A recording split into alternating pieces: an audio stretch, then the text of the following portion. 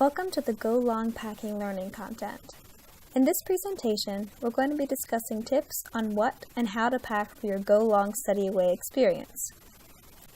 Choosing what to bring with you is the first step in the packing process. We recommend making a list of all the items you're planning on taking, perhaps separated by categories like clothes, toiletries, medications, or personal items. In making the list, make sure to research about your host country and anywhere you think you might travel to during your study away experience. What will the weather be like? Remember to take into account any change of seasons that might occur while you're abroad. Foreknowledge is the best defense against ending up in a cold country in shorts and a t-shirt.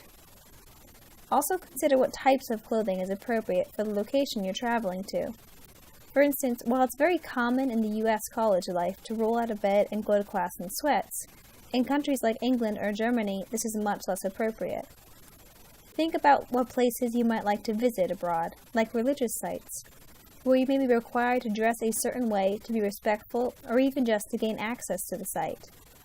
When you visit another culture, you're going there to respect and observe the customs, not to flout or reject them. So if you're traveling somewhere like the Middle East, keep in mind the level of modesty that those cultures require. Avoid clothing with American flags or symbols, college or university logos, or sorority or fraternity apparel. These will make you stand out significantly, signaling to everyone that you are not local, and perhaps making you a target for pickpockets or pranks. Instead, we advise to pack plain clothes that can be mixed and matched. Other things to include on your list might be electronic converters, full supplies of all medications. Also, consider the fact that some medications, like ADHD medications, are considered narcotics in other countries. Check with your doctor about all medications before traveling. You also might want to include other specialty items that might be difficult to get while abroad. Keep in mind that you shouldn't pack your suitcase to the brim, as you're probably going to be coming back with more than what you went with, like souvenirs.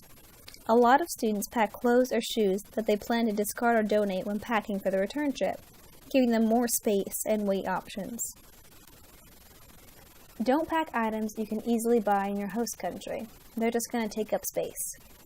Don't use vacuum-sealed bags. Not only will they make your suitcases unbearably heavy, but it also might not be possible to use a vacuum in your host country for the return trip. Don't forget that there are strict rules about liquids in carry-on luggage. Our mantra is 3-1-1. 3 ounces, 1 quart-sized bag, and 1 bag per passenger. Make sure to check FAA guidelines for anything that might be considered a fire hazard. You can use the airline's website and customer service department to make sure you are following all the rules about what you can and cannot pack in your bags. When you're ready to pack your bags, there are some different methods you could try. The first method is the classic folding. You fold the clothes, you stack them, and then you fill in the spaces as best you can. The second method is rolling. You fold items partially and then roll them, like rolling up a sleeping bag. Stack them and pack them as tight as you can in the suitcase. Fill in every available space. For instance, a good place to stuff your socks are the insides of your shoes. Keep in mind that this method tends to make your suitcase heavier. The third method is bundling.